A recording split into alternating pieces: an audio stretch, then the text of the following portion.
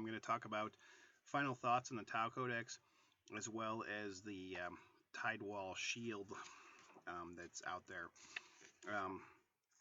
There's a Tidewall Defense Network, and basically they're selling the pieces separately. I actually did buy the whole kit thing, but you can buy it separately now.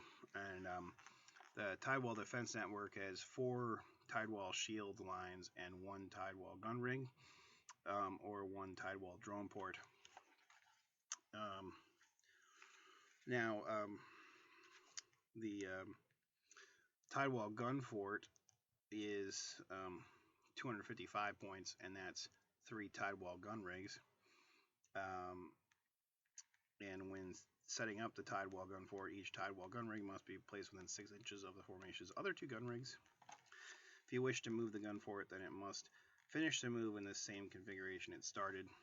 The following special rules apply for the Tidewall gun rigs, in addition to the special rules on their datasheet.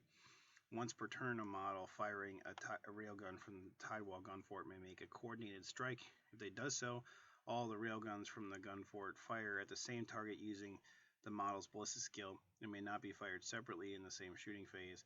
Railguns firing a coordinated strike add +1 to their strength if using submunitions, and receive armor bane if using the solid shot. That's pretty good. The Tidewall gun rig by itself is 85 points.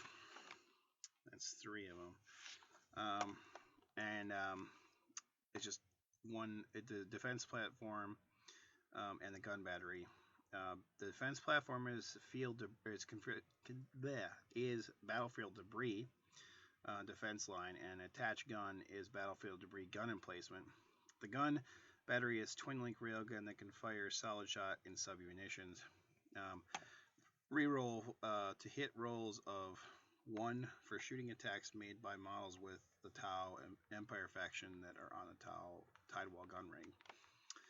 Identification protocols. The twin-link railgun may only be fired by models with a Tau Empire faction that are on the Tidewall gun ring. So someone can't take your fortification. Well, they can take it, but they can't shoot the weapon. If you take a Tidewall gun ring as a part of your army, you may move it up to 6 inches in the movement phase.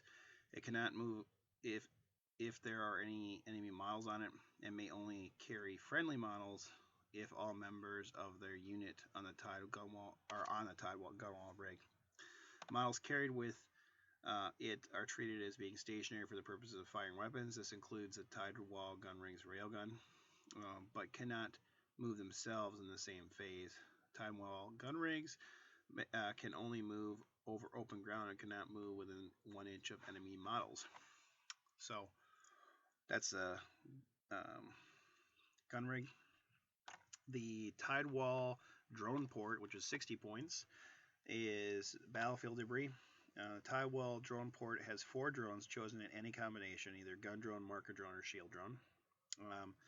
Drone control system. The 4 drones start the game attached to the platform. They cannot perform any actions or be attacked while they remain attached. If the platform is occupied by any models with the Tau Empire faction, then the drones can be activated at the start of the occupying model's movement phase. When activated, the drones immediately detach themselves from the platform in the same manner as drone attachment vehicles, and they are treated as part of the army that activated them for the rest of the battle, even if their platform is later abandoned. Reroll to hit rolls of 1 for shooting attacks made by models with the Tau Empire faction that are on the Tidewall drone port. And if you take a Tidewall drone port as part of your army, it may move 6 inches in the movement phase. It cannot move. So same rules as the gun rig. It doesn't say if they form one unit, or if they form 4 separate units. They just say they can detach. I'm assuming they form one unit, but it doesn't say. And Lord knows when we're going to have anything in fact. The Tidewall shield line is 60 points, and that's a 1 Tidewall shield line and battlefield debris, and Reroll to hit rolls of 1 and for shooting attacks made by models with the Tau Empire faction that are on the Tidewall shield line. If you take a Tidewall shield line as part of your army, it may move up to 6 inches, blah, blah, blah. The Tidewall field, roll a dice each time a successful cover save is made for a model within 1 inch of the Tidewall's energy barrier, so long as the barrier is between the attacker and the target.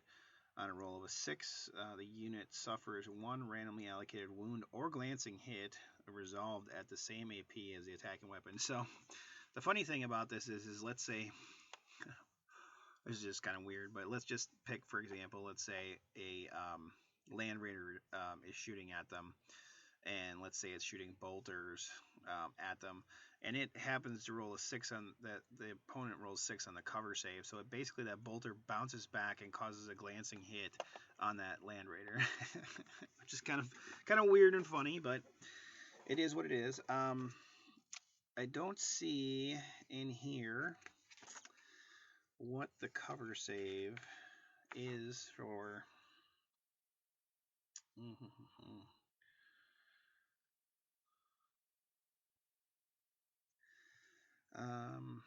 I apologize. I don't know where. That's weird. Yeah, I don't know what kind of cover save they get from the Tidewall field. That's kind of weird. It doesn't say it in here.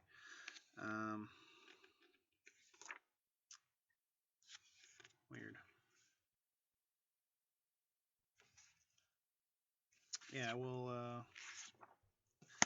will after I get done with my final thoughts, take a look for it, and if I find it, I'll add it onto this video here to talk about it, I guess.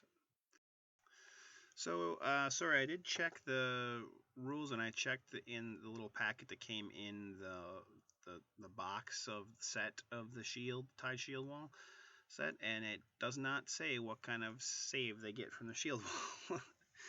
I'm assuming it's a 4-up, but who knows? I mean, it doesn't say anywhere, so I don't know. It would confer something, but I don't know what. So I'm going to go to my final thoughts on the Tau Codex. Overall, the new units and the new commander and stuff like that, and the new detachments, I think are good. I think it's cool. I do think there's potential for shenanigans with the detachment, the main detachment, and the Buffmander, which I'm a little concerned about, or a lot concerned about, actually. The other things, I just wish that GW would have taken time to clean up some of the rules conundrums that were there from the last Codex, and potentially reduce points on things like the Vespids, and potentially on the Flyers, and the stealth suits, but they didn't do it. And it concerns me a little bit too going forward if that's what they're going to do with like Chaos Space Marines and some of the other codices out there, because if they don't adjust their points and they keep lowering like the Space Marine points cost, I don't see Chaos Space Marines getting a lot better, at least if you wanted to play Marines, which just is a little disappointing. So who knows? I mean, it's speculation at this point, but I think the formations are some of them are very solid. I think the Stealth Cadre, I think the main formation, I think the suit formation and the Riptide and Broadside one are solid. The other one, the drone one, is too, where you can take a unit of drones. I mean, that's just a unit of drones. I do think you're going to see a commander with a drone controller with a drone squad, because you have to take a minimum of the one formation, and then you have to take at least one other one to become the detachment. The drones are easy to do that with, but I think you're going to see it. I think the Codex itself is pretty much the same, except for the new units they added in, and they cleaned up a few things, but unfortunately didn't clean up a lot of the other things. I think they're going to be a very good army. Like I said, I think it depends on what kind of pans out with the effects that the main detachment and the Buffmander has on it, because it has a potential for real Abuse are really doing a lot and being a really good army, but that may be what GW intended. Who knows? It has gotten me excited about Tau again. Although unfortunately there'll probably be a cursed word, just like Eldar with their new Codex.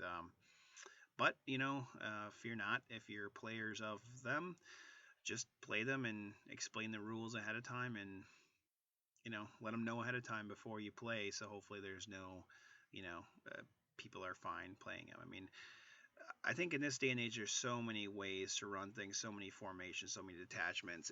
It's hard to really be heard on what you allow or what you don't allow at this point. But that's in my opinion. We'll do a couple more videos going over the new detachments for the White Scars and the Raven Guard. But this is in closing of my Tau Codex review. Hopefully you've enjoyed it. Hopefully you've learned something. If you have any comments or want any questions for me, write them down below. Or you can always email me at wargamershawn@yahoo.com. And talk to you guys later, and keep on wargaming. Take care, guys.